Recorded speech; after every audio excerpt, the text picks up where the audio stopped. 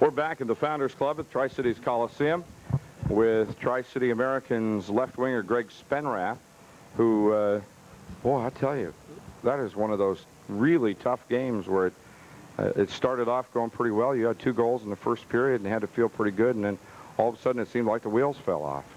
Yeah, well, it was one of those games where we came out flying, and, you know, we sort of let up mentally, and they chip away, and, you know, we let up defensively, and they got back in the game, and they got the ball rolling their way, and they took it from us.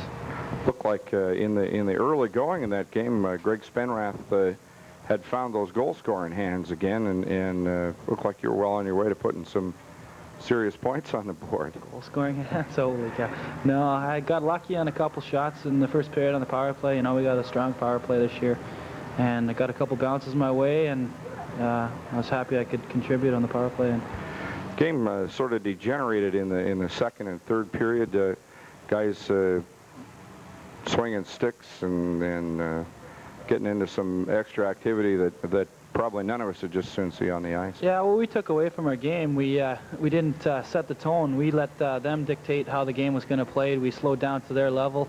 Obviously, you could see we weren't freewheeling and getting a lot of goals out there. We sort of let the game get a little boring and let them take it to us, and we just couldn't get back in the groove. And, you know, at the end, they ended up winning the game. Got a lucky shot right at the end off that face-off. Well, it was one of those situations where, you know, a loose man got through and someone didn't bear down in their position, and the puck, you know, eventually scrambled out, and the guy was in the right spot at the right time and just put the puck in the net. The thing you got to do is put that behind you now for the road trip coming. You'd much rather go on the road with a nice win over Portland in that bag. It would have been nice, but we can also look at it this way. It could be a character builder. You know, the guys pull together and, you know, turn out a good Eastern swing, and, you know, could make us grow in a learning experience and help us in the long run.